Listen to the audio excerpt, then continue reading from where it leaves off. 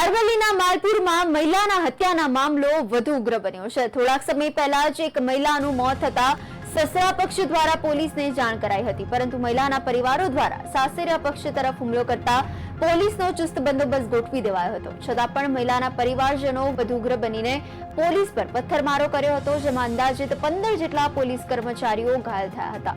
ઘટના બાદ પોલીસે અમુક આરોપીઓની ધરપકડ કરીને કાર્યવાહી હાથ ધરી હતી। જે બાબતે તેમના પિયર પક્ષના માણસોનો આક્ષેપ એમના સાસરી પક્ષના માણસો પર હોય, એનું 200 થી 300 માણસોનું ટોળું રામપુરા ગામે ભેગું થઈ અને તેઓ કોઈ અનિચ્છનીય બનાવ ન બને તે માટે પોલીસે જરૂરી ચુસ્ત બંદોબસ્ત રાખેલો।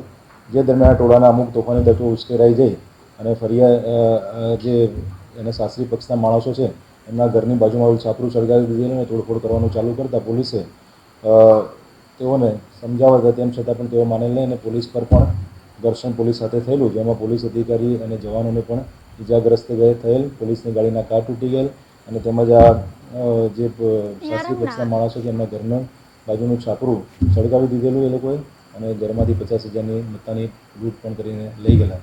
જે બાબતે માલપુર પોલીસ સ્ટેશનમાં આ લોકો 28 માણસોના નામજોગ તેમજ બીજા 200 માણસોના ટોળા ઉપર સરકાર તરફે PSI શ્રી પીડી ગોયલ નાઓએ ફરિયાદ આપેલી છે। જે બાબતે તપાસ